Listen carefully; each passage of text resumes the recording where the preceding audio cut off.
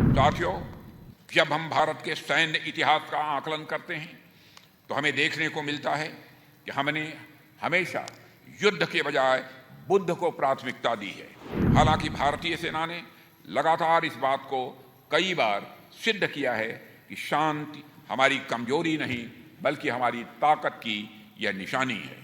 हमारे पास ताकत है, उसके बावजूद भी हम हमेशा शांति के पक्षधर रहे हैं।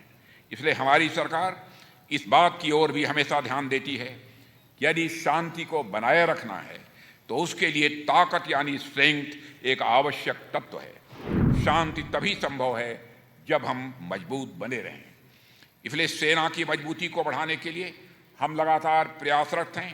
रोज नए अत्याधुनिक बेड़े हमारी सेनाओं में शामिल हो रहे हैं।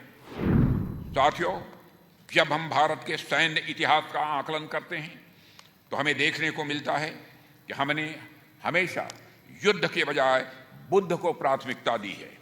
हमने हमेशा शांति की पहल की है।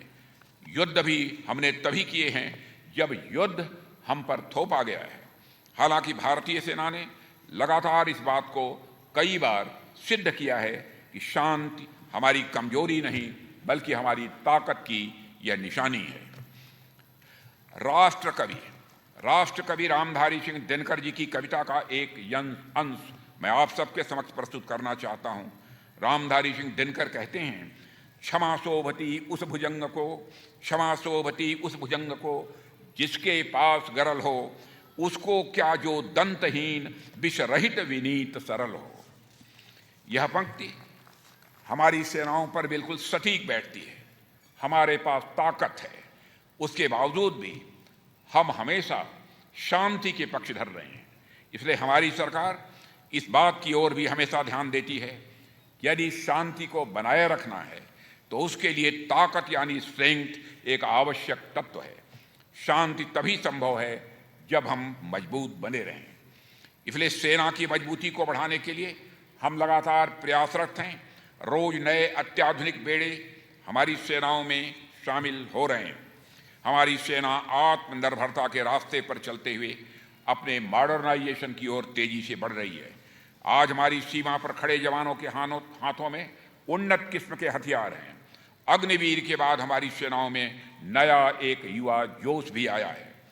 इसके अलावा सशस्त्र बलों में महिलाओं की भागीदारी पहले से कहीं अधिक बढ़ी है।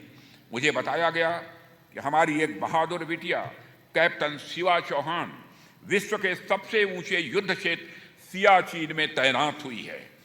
इसके अलावा भी नारी शक्ति के मिसाल के तौर पर सेना की मिलिट्री पुलिस में शामिल हुई महिला सैनिकों को देश के विभिन्न दुर्गम क्षेत्रों में भी तैनात किया जा रहा है।